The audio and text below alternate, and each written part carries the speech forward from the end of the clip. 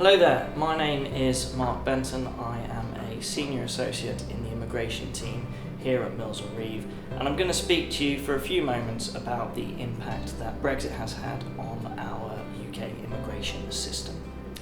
So there are really three main changes we've seen, and the first two relate to the UK specifically.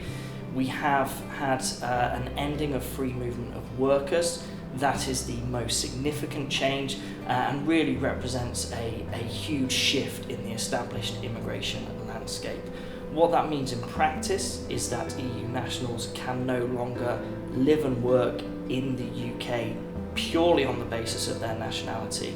And so if a business is looking to employ an EU national from the end of the Brexit transition period, they now need to actually provide sponsorship for a working visa, which brings us on to the second change, which is the overhaul that the Home Office implemented in relation to the main working visa category. So previously that was the Tier 2 general category. It is now called the skilled worker visa category, and essentially what the Home Office have done to try and minimise the impact on businesses recruiting EU nationals is they've really broadened that visa category so that more individuals fall within scope.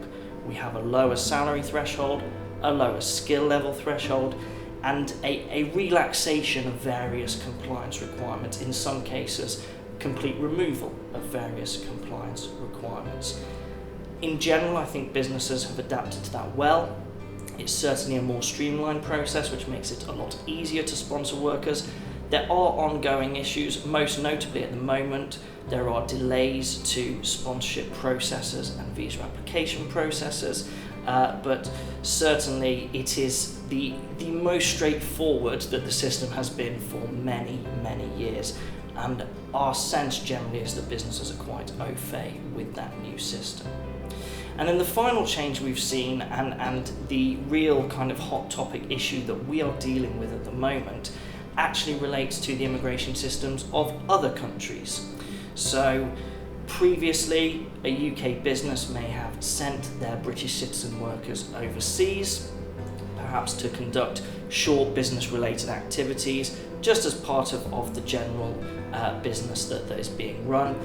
That is potentially still viable, but obviously, as I said, we have an end to free movement of workers. That goes both ways, and so what we are seeing at the moment are a lot of businesses trying to contend with the immigration rules of other countries, current EU member states, and really having to seek specific advice from overseas to ensure that they're not falling foul of those specific rules.